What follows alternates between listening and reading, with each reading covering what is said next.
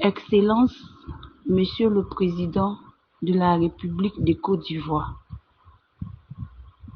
bonjour. Je viens à vous, pas par moi-même, parce que j'ai été envoyé par mon père. Il dit de vous dire qu'il est l'éternel Dieu des armées,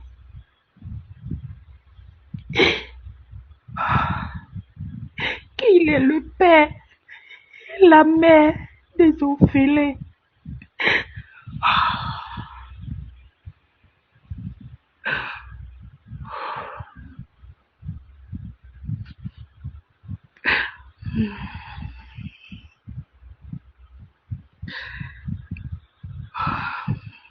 Parce que j'ai vu une injustice. Je ne connais pas papier pour l'instant.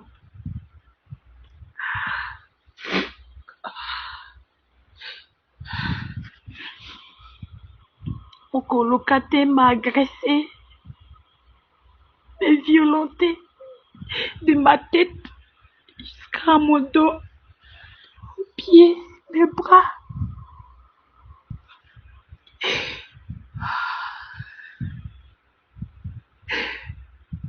C'était la deuxième fois. La première fois,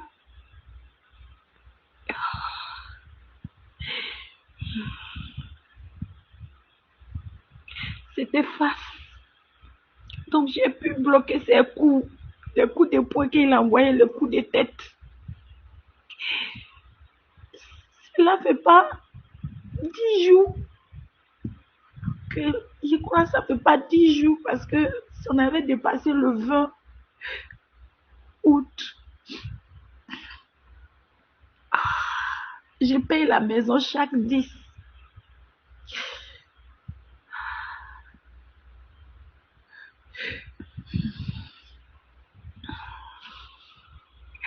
Donc le monsieur s'est déchaîné sur moi le 2, le jour des élections des communes et des provinces. Je crois bien que c'était les élections de maires.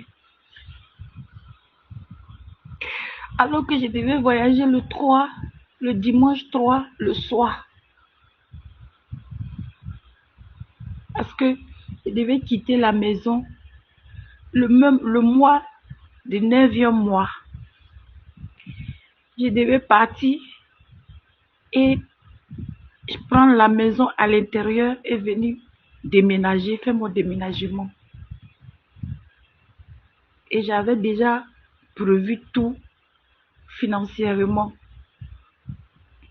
Et mon fonds de commerce parce que j'ai arrêté de vendre depuis dans le mois avant la Pâques, la fête de Pâques. J'ai arrêté de vendre parce que j'ai pris soin de ma santé, parce que j'étais trop épuisée.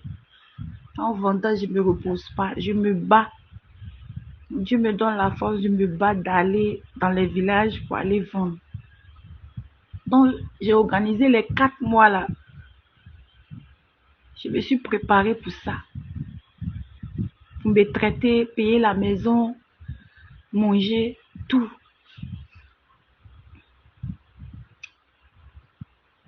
Donc, le monsieur, après ça, je suis allée à la police. Je coupe. Jusqu'à aujourd'hui où je vous parle, ça va dans 2 mois, Monsieur le Président.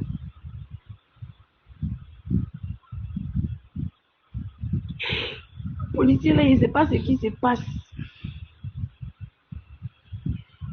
Je ne sais même pas ce qui se passe. Pourtant, je lui ai tout dit, je lui ai expliqué. Là où j'envoie le message présentement, l'audio, je suis dans chambre d'hôtel. Tellement les coups il a donné sur le champ, je n'ai pas senti les douleurs. Ce n'est qu'après, dans la même journée là, je suis partie à l'hôpital, dans une clinique. Je retourne à la maison. Je suis arrivée même le soir, la nuit, vers les 19h, avant 19h comme ça, vers les 19h.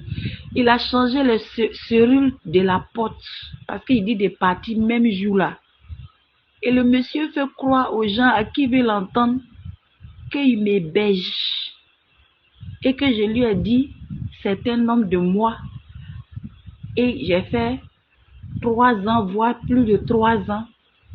Et que lui, il m'héberge. Il m'a rendu service.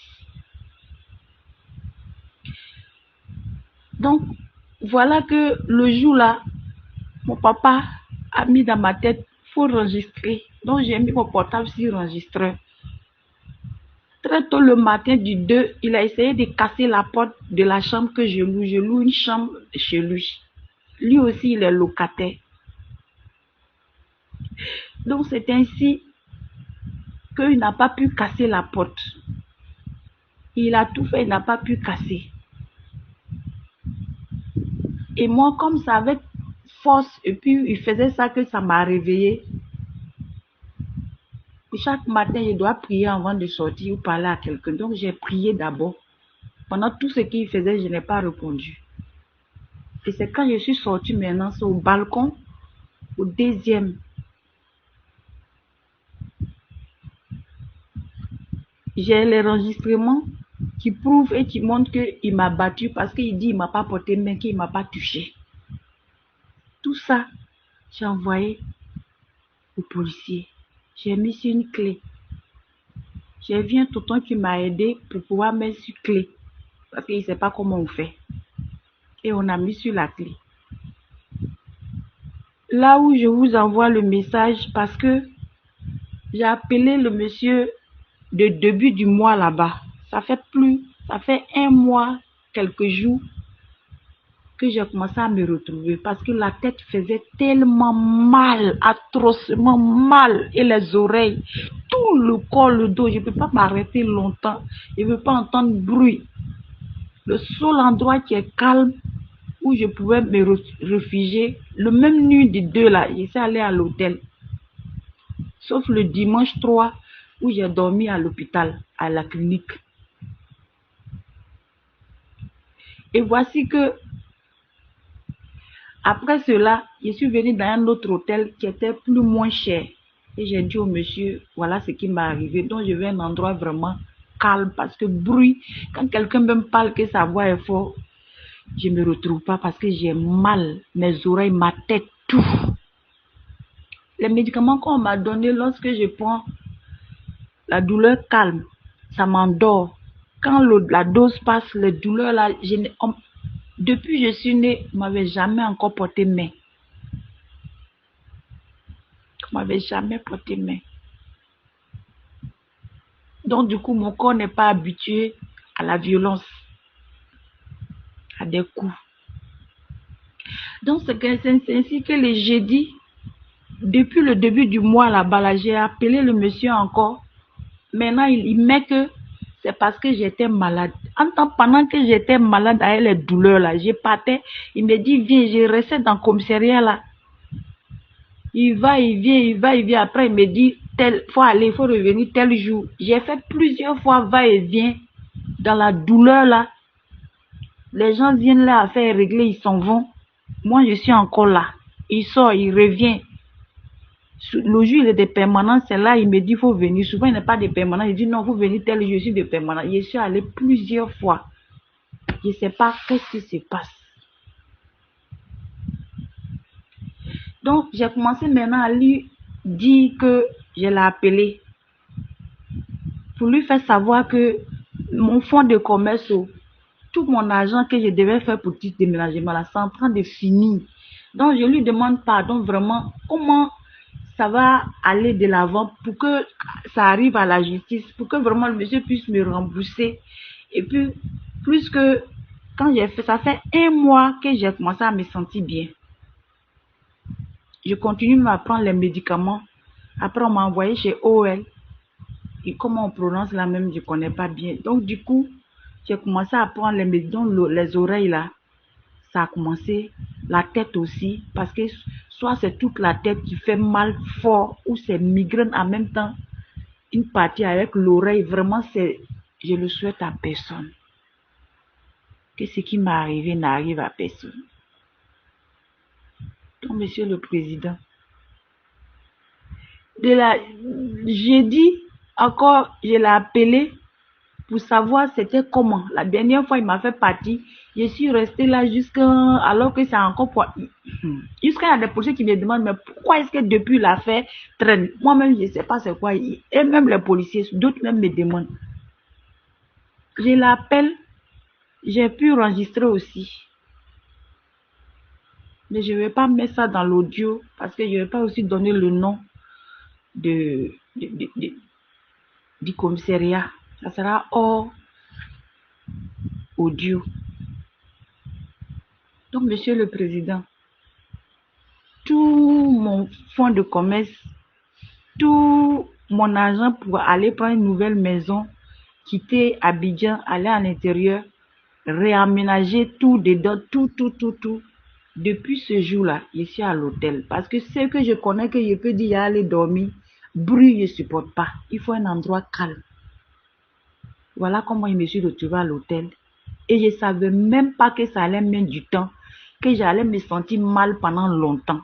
À tel sens que j'ai dit au docteur, donne-moi un médicament qui va finir la douleur là parce que j'ai mal. Il faut que je vende parce que c'est de ça que je fais pour manger. Depuis, je n'ai jamais mendié le pain ni tendre la main à qui que ce soit. Je n'ai pas quelqu'un que je vais appeler pour dire envoie-moi l'argent. Il n'y en a pas. Celui qui s'occupe de moi, c'est mon Père Céleste qui s'occupe de moi. C'est lui qui me fait. Donc, Monsieur le Président, après ce jeudi-là, dans ce même jeudi-là, ce qu'il a dit, j'ai parlé ça à mon papa parce que il a entendu, mais je lui ai dit, voilà ce que le monsieur dit. Et pendant que je lui parlais, je lui ai dit que je cherchais une maison même pour pouvoir enlever mes affaires dans la maison du monsieur. Même la nourriture pourrie se trouve dans cette maison que je suis en train de vous parler. La nourriture pourrie. Et c'est comme ça que, quand c'est fini, j'ai dit, bon, moi, je sens j'ai maison. Je mets la main où j'avais mis tout mon argent, tout ce que j'avais prévu. Je vois que mon argent là même là, je cherche une maison là. S'il avait trouvé même là, j'ai dit aux gens que je cherche une maison parce que j'ai commencé à me retrouver, ça va. J'ai commencé à marcher. J'ai suivi le conseil du médecin là. J'ai commencé à marcher, faire des sorties, marcher un peu. Donc j'ai retrouvé mes pieds, je peux marcher, je peux seulement que trop d'efforts, je sens les douleurs là dans les muscles, dans les bras et dans les pieds. Donc, je paye les médicaments que j'ai déjà utilisés, qui est bon là, qui font partie, je paye ça plus. Donc, le monsieur me fait savoir que vraiment, que ça peut être dans 2 mois ou bien l'année prochaine. Et qu'il ne faut pas y penser que j'ai raison et que puis j'ai dit qu'on va me rembourser. Qu'est-ce que, je n'ai rien compris. Donc, après tout ces dit là, je suis venue à mon père. Quand j'ai un souci, un problème, c'est à lui que je viens. Je viens tout lui dire pour qu'il me dise quoi faire. Et là où mes pensées étaient allées, il a dit non, c'est pas là-bas. Voilà ce qu'il va dire là-bas. Il va dire tu étais malade, il t'a dit faut te soigner, de te soigner. Alors que depuis tu étais malade, il te disait viens, tu faisais les va-et-vient. C'est lui, c'est comme ça papa m'a dit. De la nuit de vendredi, il m'a réveillé, je n'ai pas dormi. Il m'a réveillé avant 3 heures du matin. J'ai essayé de dormir, il m'a réveillé. Il m'a réveillé 3 fois. Depuis que j'ai été agressée, il ne m'a jamais réveillé la nuit si ce n'est pas ce vendredi-là. Parce que la nuit du vendredi, je l'ai parlé. Donc, voilà pour comment je suis arrivée et que je suis venue à vous. Il a dit d'aller nulle part, de venir à vous. Et j'ai demandé comment je vais le faire. Je ne sais pas comment faire pour aller le voir. Il m'a dit d'aller sur audio, de faire ça et de balancer et que tu vas recevoir le message. Et que vous allez recevoir le message. Et que vous allez me faire justice. Donc, Monsieur le Président, voilà pourquoi, voilà comment je vous dis. Je n'ai pas pensé le mercredi, ni le jeudi même, que j'allais venir vous envoyer un message au président de la République. Il a dit après lui, c'est vous en Côte d'Ivoire. C'est ce qu'il m'a dit. Il dit, il vous a mis là et il sait pourquoi il vous a mis là. Là, tout ce que papa, ce que je n'ai pas fait, il m'a orienté parce que je ne sais pas faire comment faire. Samedi, il m'a dit qui je devais appeler. Et la personne allait m'orienter qui allait faire l'audio pour que je puisse envoyer parce que je ne sais rien faire de tout cela pour l'instant. Donc, Monsieur le Président, avec tout mon respect, vous êtes mon deuxième papa. Voici ce qui se passe. J'ai prophété le nom de la gendarmerie Sayopouvon, de la police et aussi le nom du policier pour que hors audio, je puisse vous donner avec toutes les preuves que j'ai dit. Là, je n'ai même pas ce qui est sur mon compte, mon argent de poche, mon argent de quoi. Si je mets tout ensemble, ça vaut même pas 150 pour dire que ça vaut 100 000. Ça peut pas. Parce que ce que j'ai maintenant me reste, je sais pas, 30 000 ou 25 000. Parce que même hier, j'ai payé médicaments. Donc, Monsieur le Président, on ne peut pas dire de venir à vous, président de la Côte d'Ivoire, qu'après lui, c'est vous en Côte d'Ivoire. Et que de venir vous parler, de vous envoyer le message. Et c'est lui qui m'a orienté comment envoyer le message. Il a dit audio. Tout ça là, c'est ce que j'ai fait. Voici pourquoi je suis venu à vous, Monsieur le Président. Faites-moi justice. Merci d'avoir pris la peine de m'écouter et de me rendre justice. Et tous les audios, tout le reste, pour ne pas que les gens entendent le nom du monsieur, pour ne pas qu'ils entendent aussi le nom de la du corps français.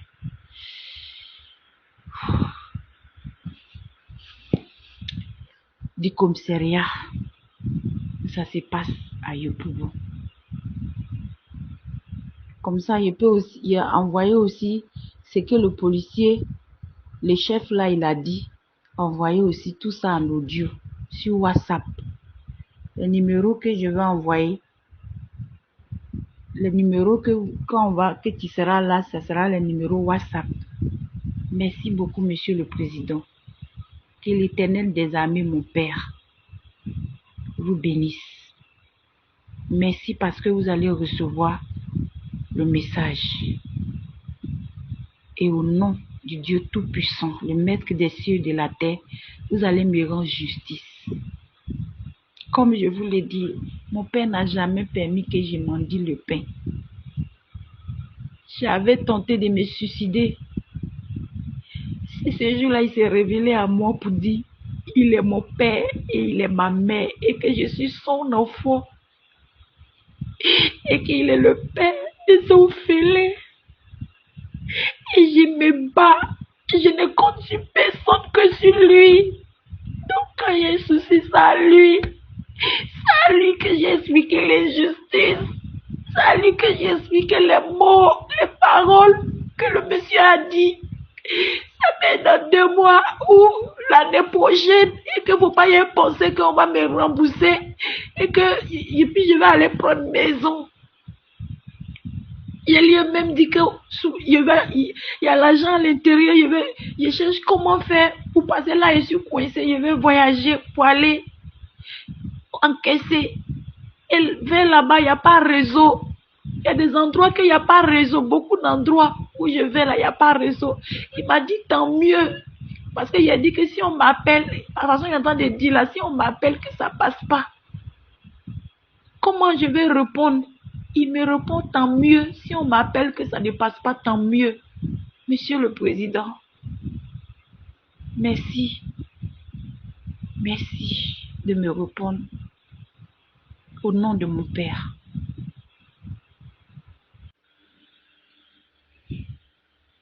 Monsieur le Président, mon colocataire m'avait laissé plusieurs fois entendre, m'appelant de ma chambre ou par occasion, quand je sors que je suis dans la cuisine, me fait savoir qu'il est le docteur de la famille du président de la Côte d'Ivoire qui est à Yopougon. Que c'est votre grand frère et que vous le ressemblez comme 2 gouttes d'eau. Ça, il avait l'habitude,